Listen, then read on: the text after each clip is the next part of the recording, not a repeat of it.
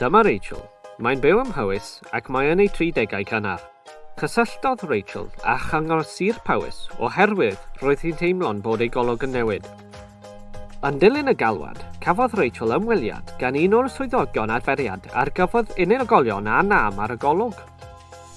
Mae'r swyddogion adferiad yma'n helpu pobl sy'n delio a cholli ei golwg i'w helpu i ddysgu am ffyrdd newydd o wneud pethau, i ddatblygu a defnyddio ei sgiliau mewn ffyrdd gwahanol ac i ymdopi ac addasu i'w sefyllfa newydd.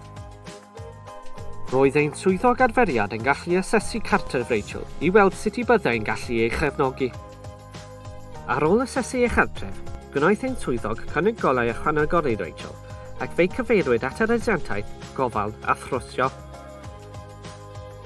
Derbyniodd Rachel hefyd hyfforddiant ar sut i ddefnyddio ffôn i helpu ei annibyniaeth o amgylch ei chartref.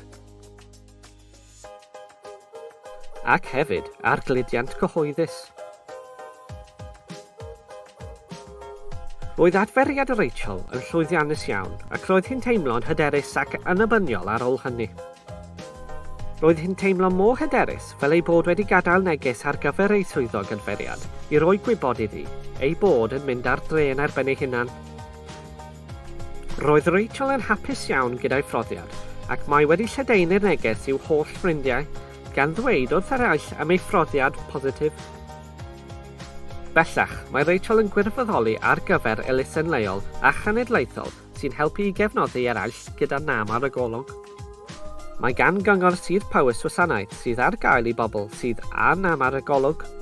Gallwch wneud cais i'r gwasanaeth ar dim 345 612 7050.